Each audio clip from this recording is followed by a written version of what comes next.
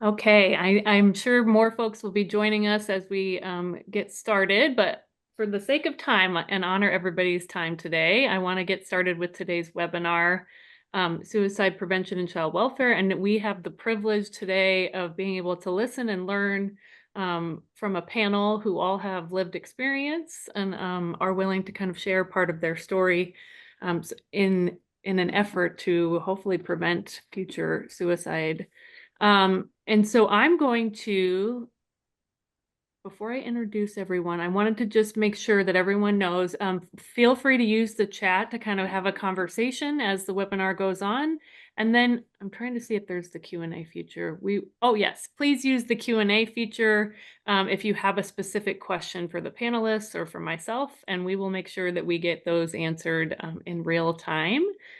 And then I think that those are my two housekeeping. So I'm going to, my other housekeeping item, actually, if you weren't able to join us for last week's part one suicide prevention webinar, you can watch the recording and we will be sure to include that in the follow-up email to today's webinar if you're interested in watching that one as well.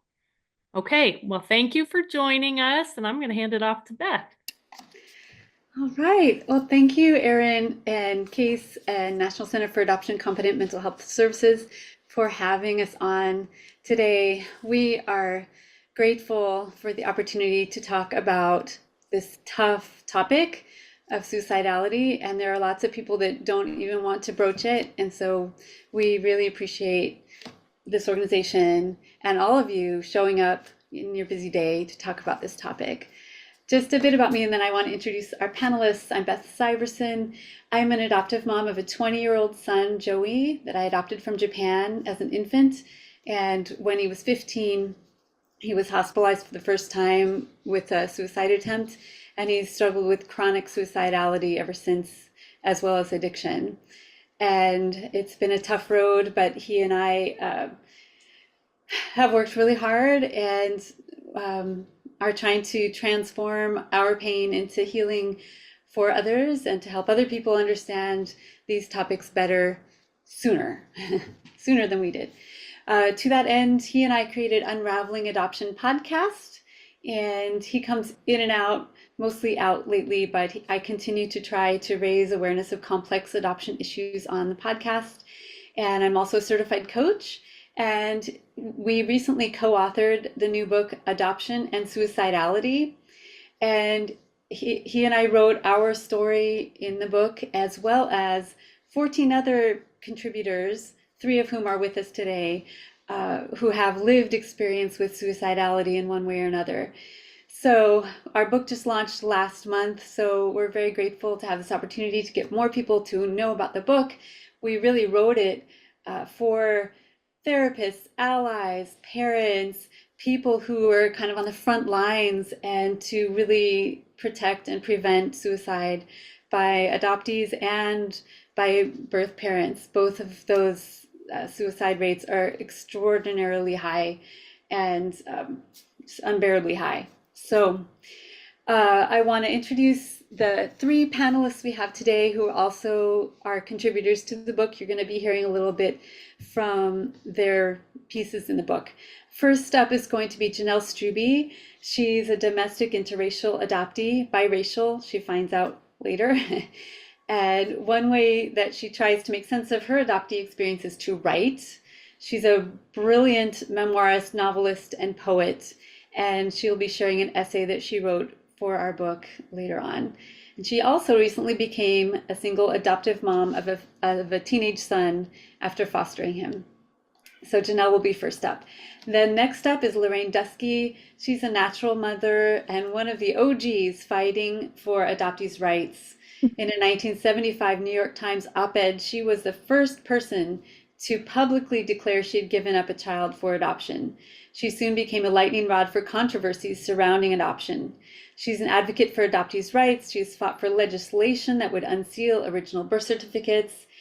And she recently wrote a beautiful memoir called Hole in My Heart, Love and Loss and the Fault Lines of Adoption, which I have read and highly recommend. She's also been a guest on our podcast, as has Janelle, actually. Both of those have been on our podcast Unraveling Adoption.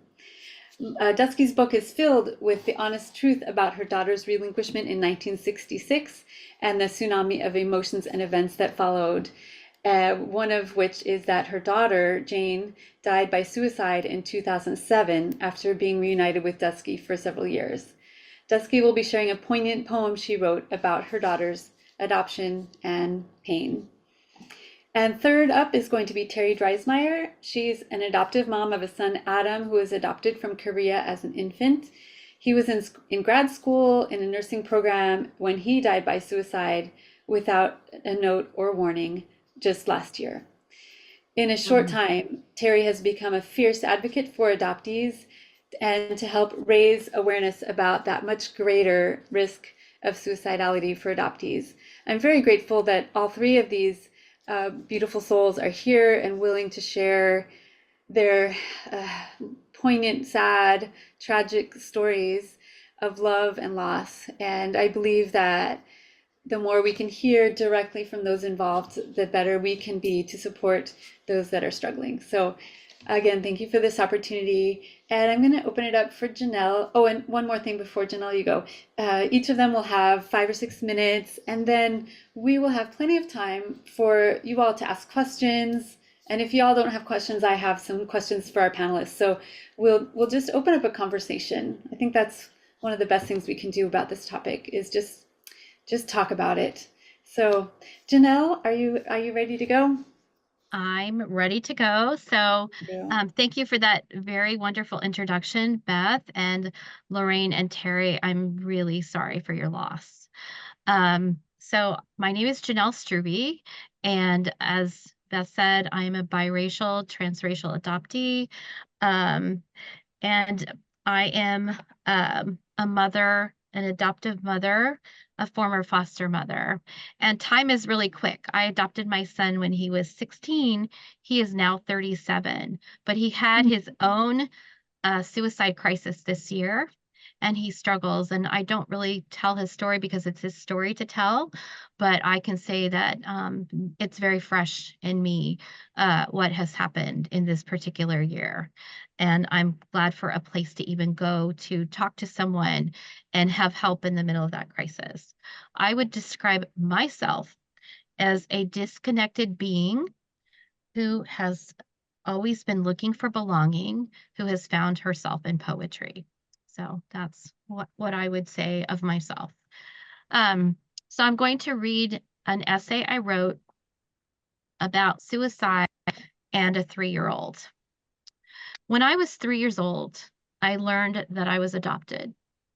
It was not long after that that I tried to commit suicide. Not that I knew what the word suicide meant at that point. I would become fixated with seppuku, Japanese honor suicide, when I was 8 years old.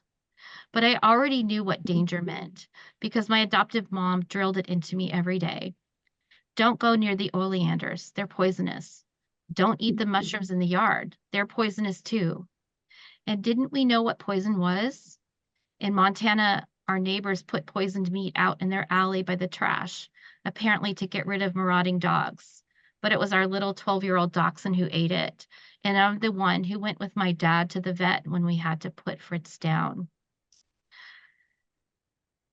He went into a room behind a door with my dad and a lady from the front desk, but only my dad came out and there were tears in his eyes, and he was very angry with the neighbors. That was late spring when it was still cold, wisps of snow lay on the ground, the earth was wet and seething. But how tempting it must have been for a little dog to come out and smell something so amazing, so compelling that he got under the fence and went into the trash cans in the alley where the milk truck came. But poison has lots to do with vomiting and convulsions and terrible suffering. I believed my mom when she said, don't eat that. But she said a lot of other things not to do. So on that particular day, when I was 3 years old, I set out to do a few of them. The first thing that I did was swallow a penny. It did not choke me. I wasn't vomiting. Nothing happened. I can't remember if it hurt going down. I don't remember going to the doctor or the hospital, so I don't think it did. But this caused Mom much consternation. I remember looking in the toilet bowl at my poop for a few days, but I never saw the penny come out. Today, I have to wonder if this was the beginning of the non-ulcerative lesions in my esophagus or any part of the cause of my stomach problems. I will never know. But the day was only getting started. I pulled the sweeper cord out of the wall while Mom was vacuuming around the corner in the bedroom and caused myself a great shock. A little blue fire came out of the wall and tingled through my hand. The electricity zapped and twanged up to my elbow. Mom came into the room to see why the vacuum wasn't working, and there I was, cord in hand. Still, I wasn't dead. I didn't really know death. Death to me was only sleeping because we had put Fritz to sleep, because he was in too much pain and could not survive. This way, he would not suffer anymore. Was this what I was searching for? That night, we went by car to visit some friends. It's possible it was a Wednesday church night. On the way home, it was dark, and I was sitting by the door in the front seat by my parents. My younger brother and older sister were sitting in the back. I pretended to be asleep. I was thinking about what it would feel like to fall out of a moving car, how it would be, what would happen. Would you roll away? Could you spring up?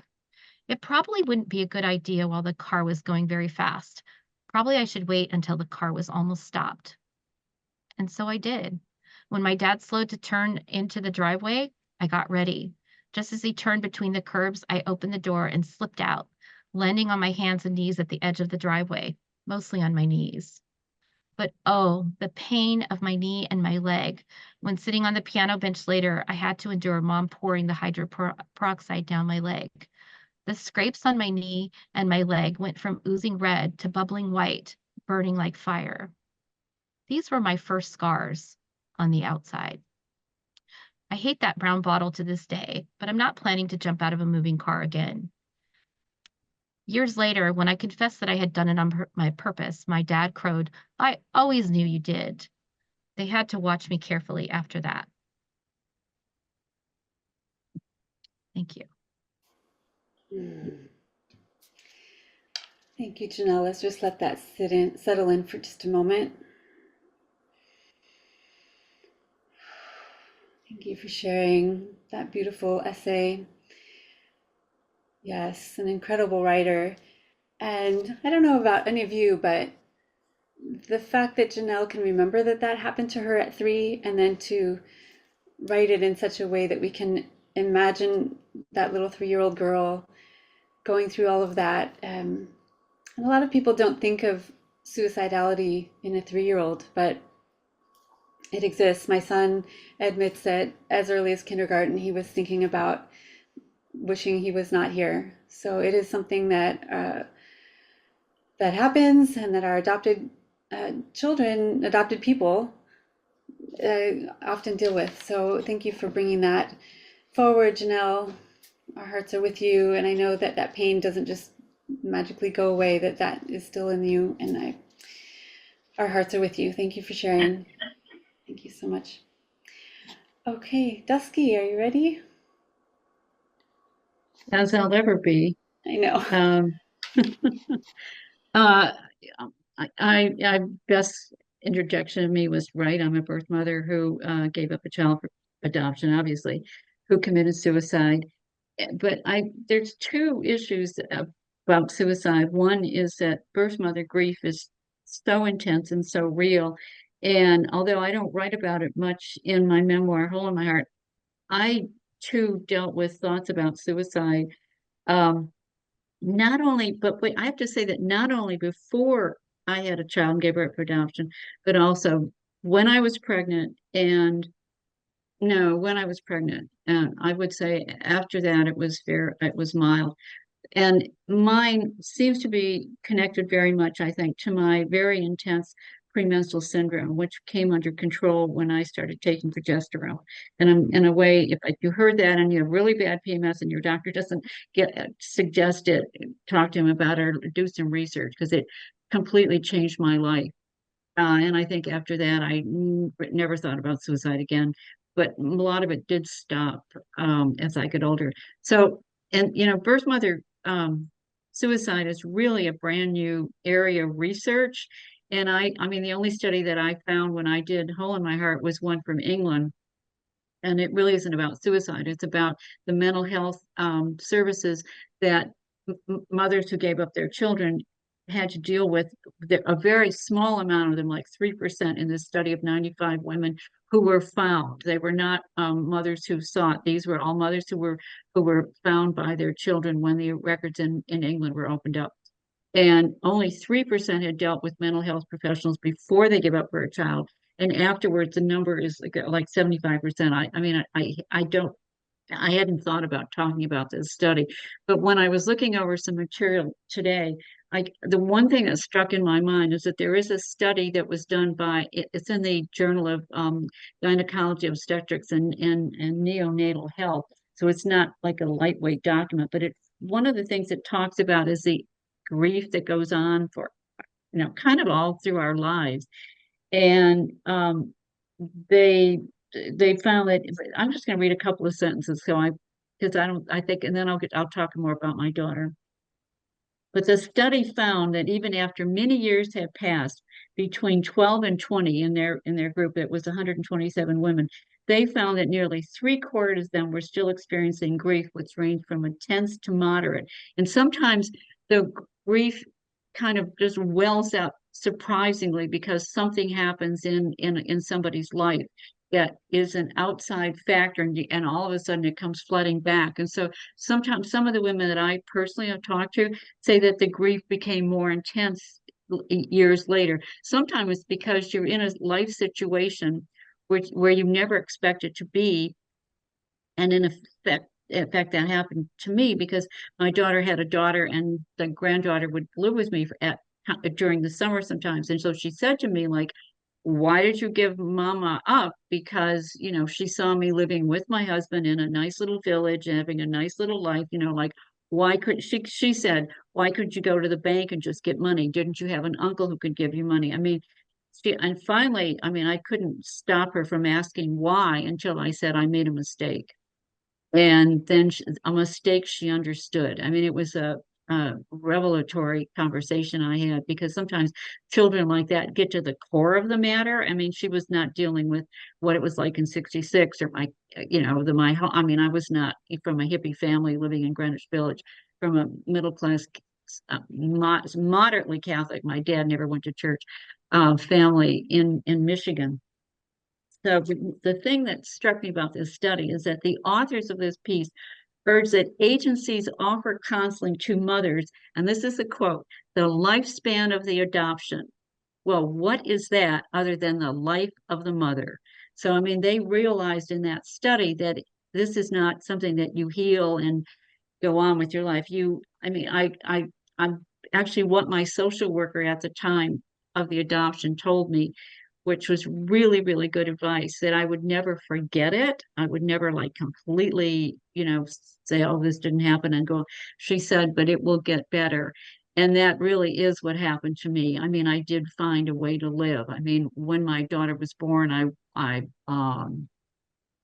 became hysterical. I mean, they gave me drugs they came in, held me down and shot me up so I would fall asleep.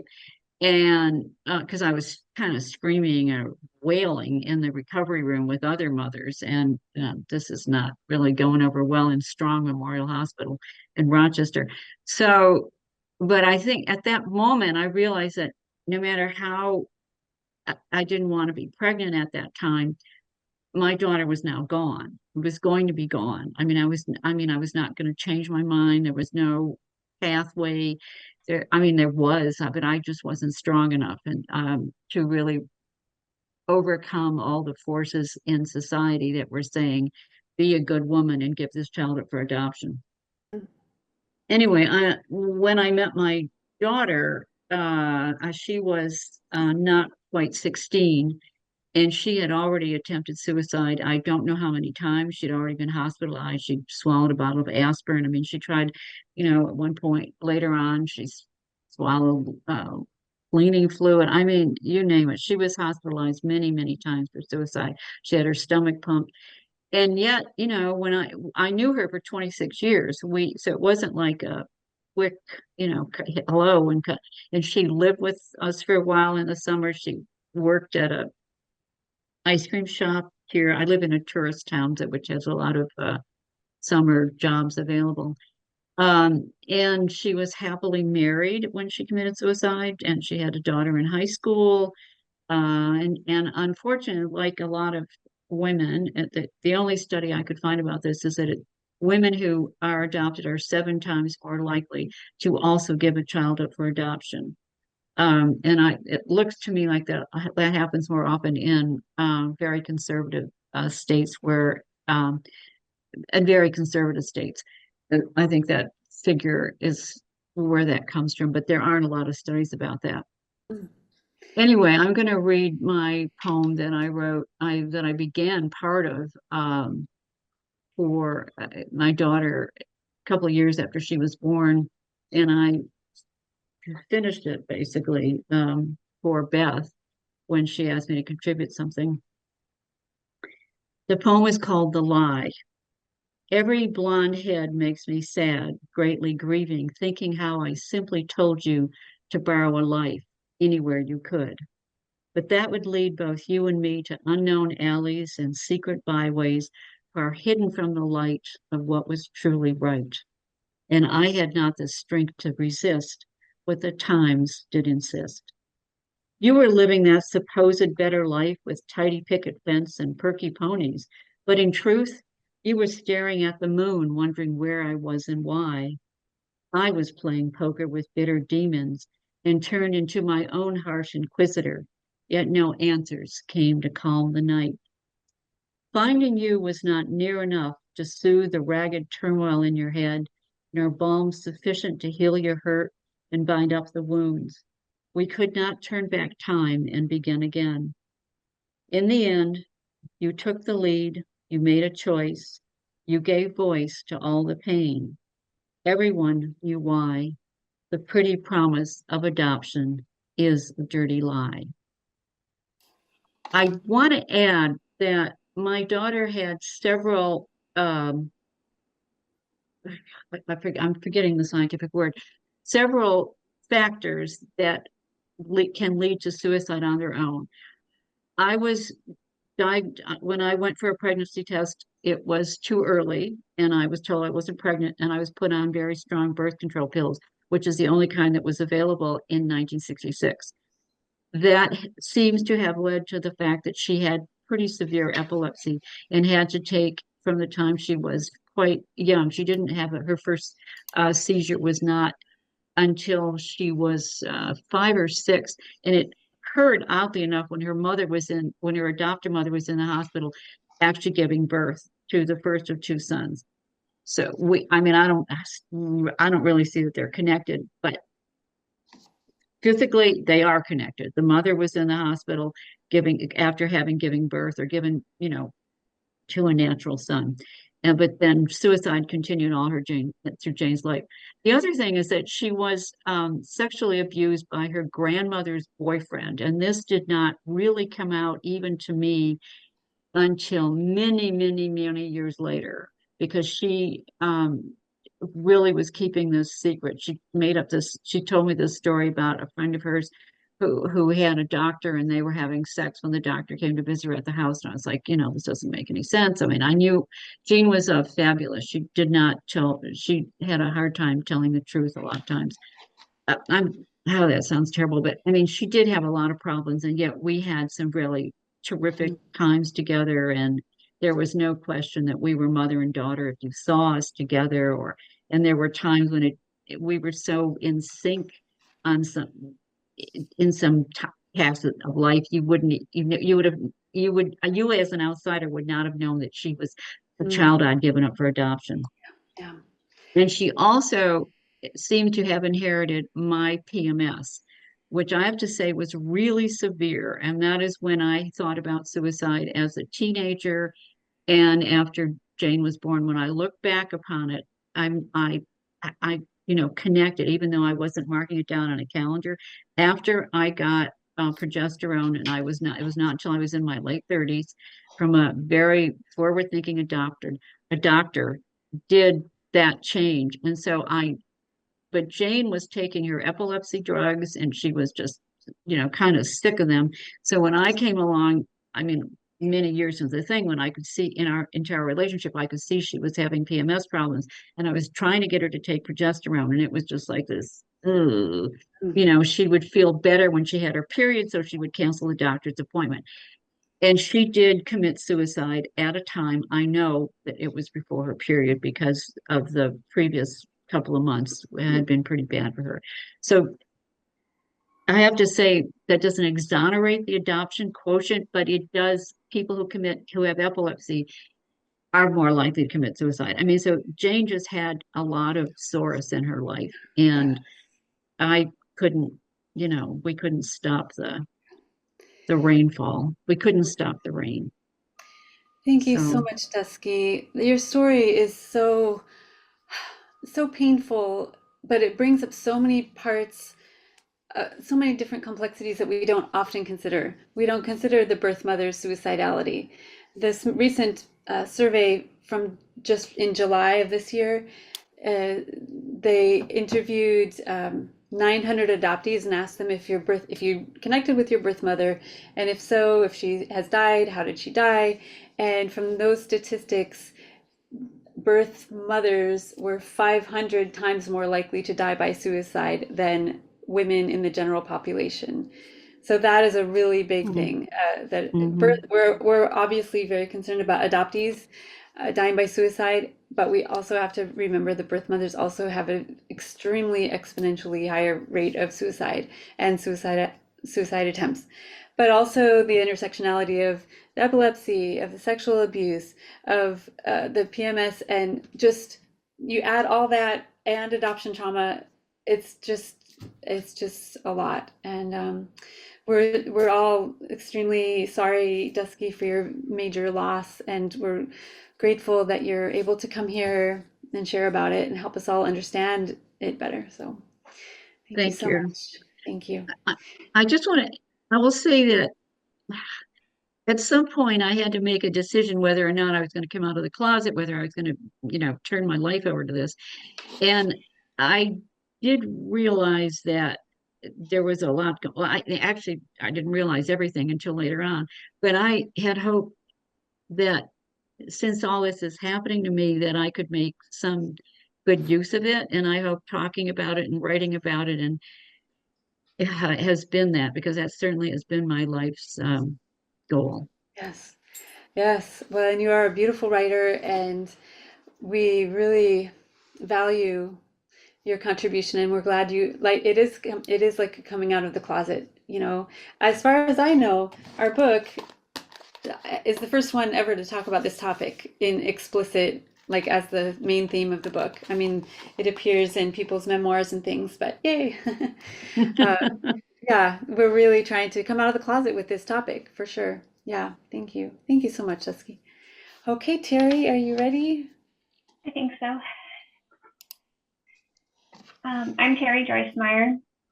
I'm going to come at this from a totally different perspective. I'm an adoptive mom of a child who was adopted from Korea in 2001. And I have a lot of puzzle pieces I have been trying to put together, and I will never have my puzzle put together. I will live in what I call an escape room for the rest of my life. International adoption has come to the surface.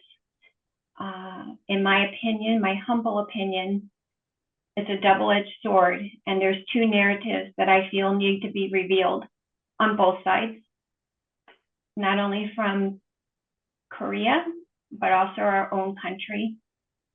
And I'm honest about that because there's so many pieces that I will never have answers to. I understand how complex social work is. It's very hectic, and they have to process and process. And I think sometimes true stories aren't revealed. Looking back at my son's first 8 months of his life, I even noticed gaps as a novice. And those are gaps I'll never have answers to. At one time, I think my son was perhaps trying to find his own answers, but Adam was a master of disguise. He was never going to tell anyone anything. That's just how he was.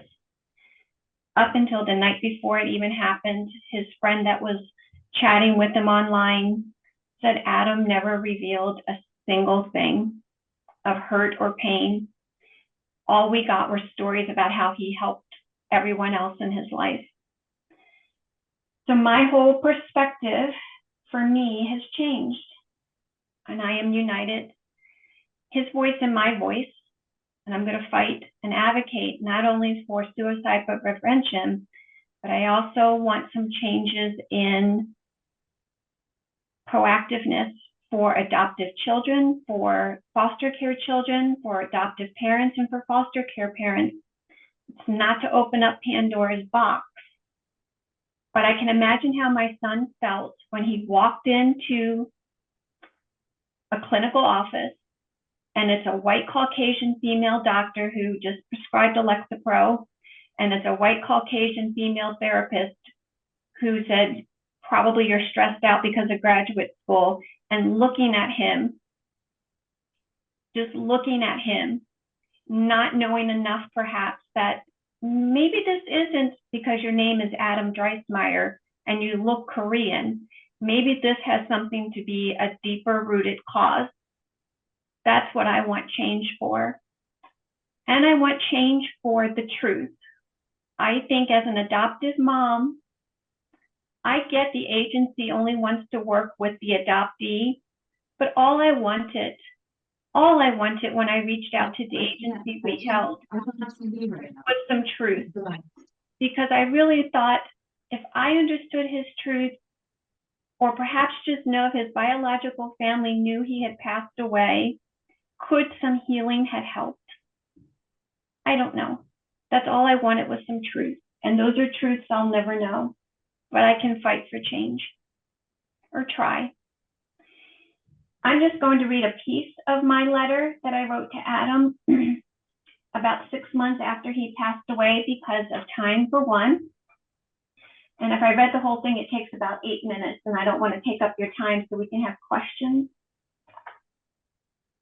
Here's a piece that I wrote to him, and it's in the book. No words ever spoken, no goodbyes, no signs. You told us and the therapist you had no intentions of wanting to die or harming yourself. She deemed you safe to return to classes. Dad and I sat in complete silence and clung to each other, uncontrollably shedding tears. The day before, I heard my ping. I am looking forward to my clinical this week and will get my graduate loan wrapped up for summer. I love you too. The sun shone brightly the day you arrived. All morning, our anticipation was building up for our trip to Des Moines. You were arriving home. Our Gottschalk soon to be completed. We were blessed with you. Ever so gently, the kind young Korean woman escort placed you in my arms. I couldn't keep my eyes off you. Those almond-shaped eyes, adorable cheeks, tiny hands and feet, and soft red lips, and the thick black hair took our breath away. You were beautiful. I love you, I love you, I love you. Softly I whispered in your ear. Our embrace immediately bonded us and our hearts. You stared in such delight and love, yet I knew your soul was old. Your expressions of joy, however, internally I sensed you were so unsure about what was happening to you. I held you so tightly. We are your mommy and daddy, our family of 3.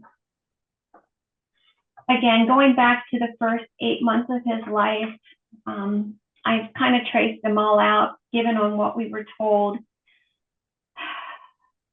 It started in utero for Adam. When a biological mother hides her pregnancy for 8 months, at least that's what we were told. And then she was trying to raise him for 4 months, at least that's what we were told. And the biological father was somehow in the picture. And then he left, and then she left the baby, at least that's what we were told. And then somehow he ended up back at her mother's house, and they didn't want him. and then he was abandoned to a temporary shelter, finally taken to an orphanage, and then he got really sick and he was in a NICU for 6 days. I don't know how much of this is all true and how I can put it all together, but that's a lot of trauma for an 8-month-old. And I have no idea what triggered him. Thank you. Oh, thank you, Terry. We're all just sending you so much love and compassion right now. Thank you for sharing your story. It's just so unthinkable, the pain you're going through. And it's very fresh. And it's just unfathomable that that could have happened to such a bright and promising young man with not a sign or a inkling that something was going on. And you're doing the archaeological work now of, okay, what all could have gone on? And as adoptive parents, I know for me, no one said anything about, your kid that you're taking halfway across the world might have some stuff from that. I don't know. There might be some stuff going on. They just said, here you go. Have a And happy life. everything's going to be fine. He'll be fine. He'll never remember his Korean life. Yeah, yes. Oh, our hearts are all with you, Terry, and we're all so sorry. And I'm so proud of you for being able to show up here, being able to function at all. And I think we all can learn from you and from what you're trying to let the world know about adoption, about trauma, about suicide. So thank you. All right, I'm putting in chat the link to the book. It's on Amazon, and if you can just type in adoption and suicidality and it will pop up. But there's the link. And there are 14 essays and poems in there from 14 other people, or 3 of these are here. And there's also the 3rd section of the book is a giant list of resources, which is also available for free on my website if someone doesn't want to buy the book, but unravelingadoption.com, you can find the list for free on our website. There are many resources and articles for this intersection of adoption and suicidality. But I'd like to open it up for questions, and let me see. I guess you can put them in the Q&A tab. Is that what you want, Erin? Yes. Yeah. You can put the questions in the Q&A tab. And while we're waiting for questions, I wonder if any of you here are adoptees or adoptive parents or birth or first parents. If you want to just write that in the chat so we know who we're talking to. And we just want you to know that all of us are very willing to answer your questions. I guess we'll tell you if we can't, but we're here because we want to get this topic out. So you can ask questions maybe you wouldn't be willing to ask somewhere else, or you'd be afraid to ask somebody, but we're here. We're here to answer. Okay, good. Adoptive parents. Yay, adoptive parents showing up. Hooray. Yeah. Well, I wonder if maybe Janelle, while we're waiting for other people's questions, would you be willing to share why you contributed to the book, why you're here today? Why are you willing to talk about suicidality? I think that in my whole life, I know that I've experienced adoption trauma. I didn't know the name for it, but all this time, even as a child, I was exhibiting signs of trauma and separation, and it wasn't, my memories go past earlier than that. My first memory, I'm about a year old. So I don't even know. It seems like a good memory to me because it's a memory of music and singing. But when I look back at it, it was probably also a bad memory of separation because my mother was in the hospital. And so that was a second trauma and separation for me because my adoptive mother was ill. And all the time in my life, I feel like I'm not seen when I talk about adoption and the issues of adoption. It's not that bad. You make too much of it. You take things too seriously. And even I'm writing a memoir called Not That Black. And when I would protest about things that were said about Black people in my presence, it was dismissive, that it wasn't that big of a deal, or you're not that Black, so you're not like them that are being exposed to racism. But I was being exposed to racism.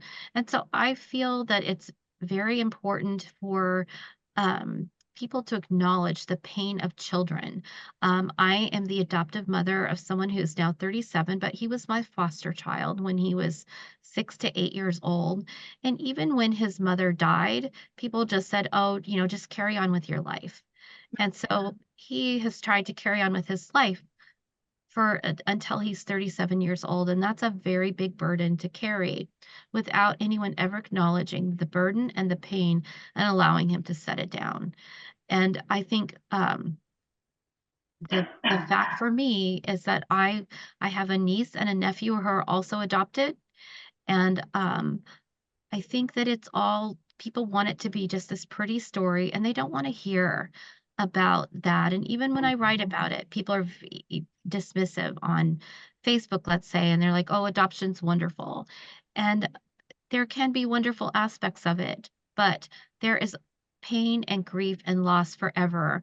And I like what Lorraine said about the adoptive mother needing counseling services for the life of the adoption. I have to say that the adoptive child is going to experience grief for the life of the adoption, and then that is their entire life. And it doesn't necessarily stop when the birth mother has passed away or the birth father has passed away, because then you're an unacknowledged orphan as well, that no one sees that pain either. So I think it's just important to understand all of what adoption does to all sides of the story. I just want to say something quickly. It was uh, therapy for the life of the adoption for the birth mother. It was, I like heard we don't you. get over it. I mean, we learn to live in, I think you probably meant that, but I just wanted, if anybody's listening and picking it up differently, it's probably true.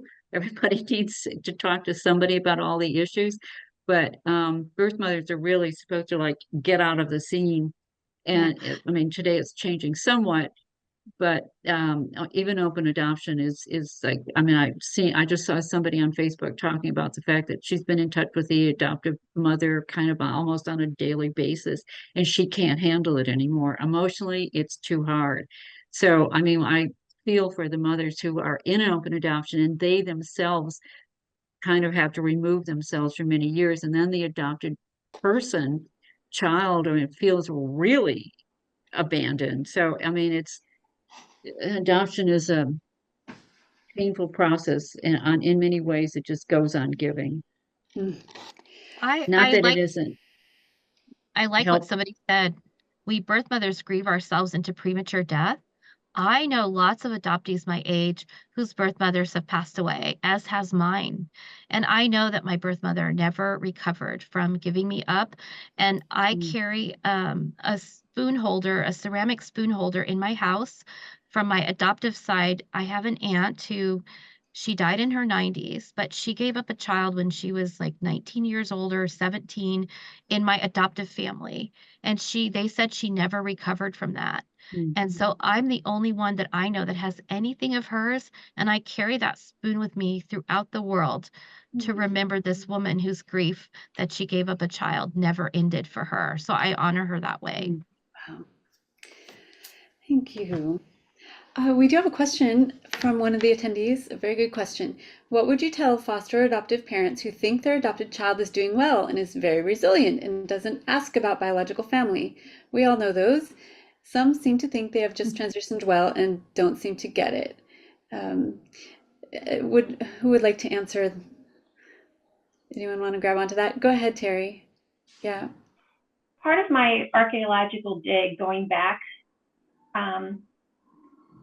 and like I said, it's not opening Pandora's box, but it's just being aware of maybe now of things that I hope going forward, I can be a little more cognizant, and I can share some things that I jotted down that I noticed in the past with Adam's, I don't want to say behaviors, because what's typical childhood behavior versus could this stem from something else?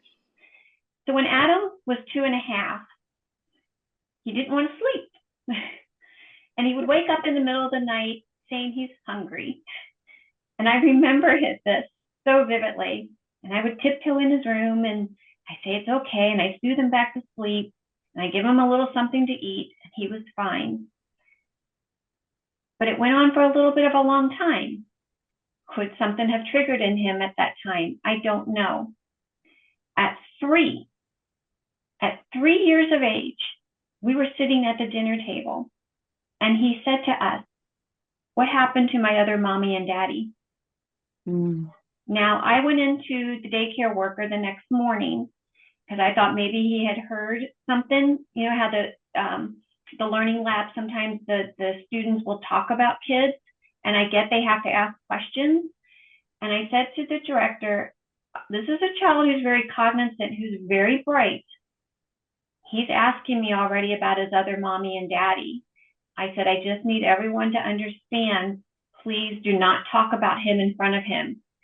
Yes, we know we will have this conversation with him someday because he knows he looks different, and people comment on us when we go out. We even got questions, does he speak English?"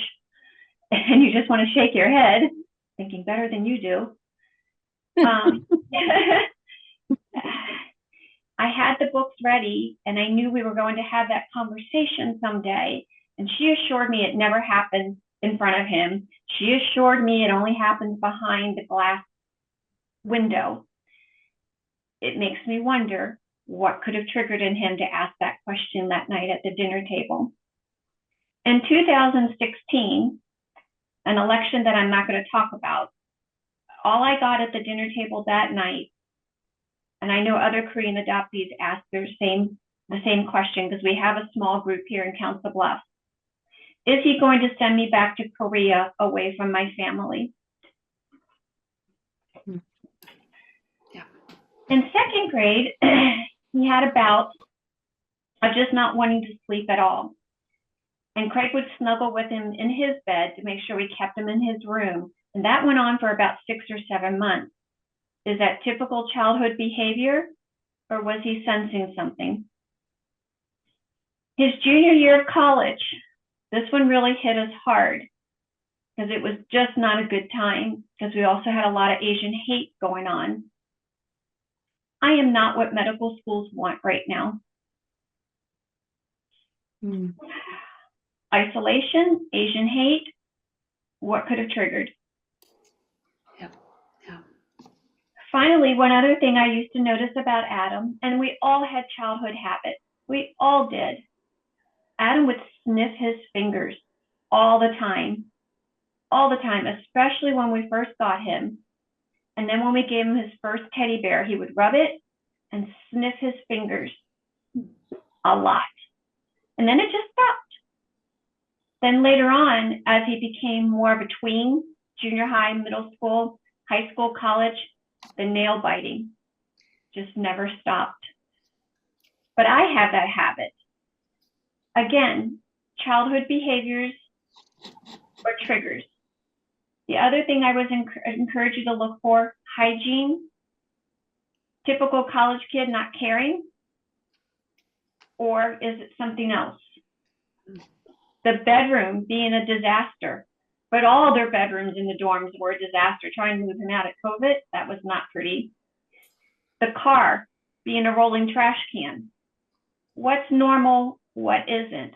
That's where I hope going forward as therapists and counselors, again, not opening Pandora's box, but helping us with our children. It is truly a lifespan. And I think that's why Adam chose nursing instead. He really cared about people across the entire lifespan. He just had this compassion, and his professor told us the same thing. He was not only gifted intellectually, he was gifted with a heart, and that's very rare. Adam sounds like just an amazing, amazing soul. And thank you for sharing those stories. And it's upon reflection, we adoptive parents can see some clues. But in the moment, you're like, no, my kid's fine. Until my kid was in the hospital after trying to kill himself, I thought we were fine. Everything was fine. And he admitted to me later that he has masked his whole life, which takes an immense amount of energy. In the hospital, he's like, yeah, mom, I've been struggling for a long time and I just mask it. I just try to pretend that everything's okay. So our adopted kids and foster kids that seem to be really, pulled together, it might be from a whole lot of effort on their part. I also want to say that you can't yank someone else out of the fog. You can't say, don't you understand adoption trauma? But what we can do as adoptive parents is do our own work. We can listen to adult adoptees. We can read books about adoption trauma. We can read adoption and suicidality. Even if we can't imagine our kid would ever do such a thing, we can just learn and grow ourselves. That's the part that we can do as adoptive parents. We need to close up pretty soon, but we have another question I wanted to get to. Do the happy memories sustain you during the hard times? And then she has a second part of the question, but Terry and Dusky, can you just briefly comment on, do the happy memories help? Of course, I'm sure they do. Of course they do for me. I mean, I remember, just finding out the time she arrived with black jeans that were kind of faded in the same exact way that mine were. I think the weirdest thing was I have very hard to fit feet, and I when I would find them, a special kind of Italian sandal familari. It's a very small company. Jane arrived one summer with the exact same Wow. shoe, that not, different size, half size larger, but I mean, this is I mean, I had to go to New York from Sag Harbor to buy these shoes. And so, I mean, those are the kind of things that I treasure. And she would, I mean, find them too. I mean, and I realized that she was keeping track of all the ways in which we were alike. Yeah, I remember getting off the boat to go see the Statue of Liberty, and both of us mentally decided we're going to be first up those steps. It was the first boat of the day. And we didn't say anything to each other, but there we are, like walking like crazy, trying to be in the front of the line. And we see another family like trying to beat us, and like, no, no, no, we're going to be. And we were, but it was amusing because it was just a mental thing, like we're going to do this. So yeah, I keep the good memories, and they're just part of the life. I mean, I found my daughter when she was 15. So we did have time, and I have to say her adoptive parents were great, and I don't know whether it was because of the epilepsy, because they were already trying to find me and running into a blank wall at the adoption agency. Their doctor had written to the agency to ask if there was anything in my background, and I mean, when I met them, yeah, I mean, I found them. I called within 3 days or 4 days. I was on a plane to Madison, Wisconsin, and I met them, and they met me with open arms. I mean, I'm not saying it was a smooth all the way. It got to be rocky as time went on, but a lot of adoptive parents don't want to deal with it like that. And I mean, as the only birth mother here, I will tell you that I hear so often when people hear my story, the adoptive parent will say, proudly, my child has never wanted to be curious, is never interested. And I actually told her that, was she, I asked, well, one of the women who told me that loves to hear my conversation when I'm talking to friends. And if I refer to my daughter, even if she is not in the conversation, she goes, birth daughter. So I have never had the nerve to turn to her and say, and how is your adoptive daughter? I mean, but there is just this thrill for adoptive parents to let me know that their kid is not interested. And I really want to say, then it is your fault, Yeah. because they have not been able to deal with the realities of that child's life, who is afraid to bring it up because they will hurt their parents' feelings. Yeah. So if there are people there listening who have these children who don't talk about it, trust me, if they know they're adopted, they are thinking about it, and they need you to give them permission to speak about it to them. Absolutely. I totally agree with you, Dusky. Um, Terry, did you want to just mention real briefly how the happy memories sustain you? His memories are the ones leading me to reunite with him. He's left me footsteps. And Adam always knew we were very supportive if he wanted to do a birth search. We were trying to get him to Korea. That was his goal. But his memories, they've left plenty of footsteps for me to follow.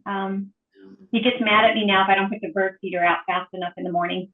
I can't leave it out at night because the raccoons have destroyed it. So every morning at 6 o'clock, because Adam loved mom-made breakfasts, even during COVID. Are you making mom-made breakfasts? Put that bird feeder out every morning at 6 o'clock because he's chirping away at me, telling me, where's breakfast? Oh my gosh. Oh, that's a beautiful story. You have to put love and grief together. If you've lived this experience, the memories will be treasured gifts, and he has lit my way. Yeah. Thank you, Terry. Janelle, I'll give you a few moments for any last words. Yes, I think as an adoptee, I struggle with thoughts a lot. And today I can know that they're thoughts and I can know what they are. And sometimes there might be this incredibly deep sense of worthlessness, and I shouldn't be here and I don't belong. And I have to understand when I feel them, I have to recognize what they are and recognize how deep they are. And I have to put them aside. And I know that tomorrow will be a better day. The sun shines again. There will be a beautiful sunset. There will be a beautiful sunrise. And I need to make it back to that. And that's what I do. Oh, thank you all for sharing your lives and your souls with us today. I hope this has been helpful for everyone. I'll pass it back to Erin so she can close up the meeting. But thank you all, Dusky, Janelle, and Terry, for being here, and thank you all for listening. Oh my goodness, I wish we had so much more time. I truly enjoyed listening to all of you, and just thank you again for your willingness to share your story and to talk about something that is, so deep in your heart. I learned a lot, and I'm sure our audience did as well. So just to wrap up today's webinar, I'm going to put the link to the survey. We would really love if you take just a few minutes before you log off to give us some feedback. We are having kind of a monthly webinar series, so your feedback will help us as we continue to develop new topics and host additional webinars in the future. And then please feel free to visit our website. I think everything that was talked about today fits so well with what the National Center is trying to do. And to put it simply, it's to ensure that children and families have access to adoption competent mental health services. So therapists who actually get it and understand that adoption is lifelong. And the most important piece is that it is a family-focused treatment modality, so that everyone is brought together. Because as we've learned today, every member of the constellation has their own mental health needs, but then as part of a family as well. And if you have any questions, feel free to reach out to me. And then we will be sending out the slides and a follow-up email, hopefully in the next day or so. So be on the lookout for that. And with that, I think, we're a few minutes early, but I'll give you 2 minutes back. Thank you for joining us. Please do fill out that survey. One last plug for that. And I hope you join us for future webinars. Thank you. Thank you, everyone.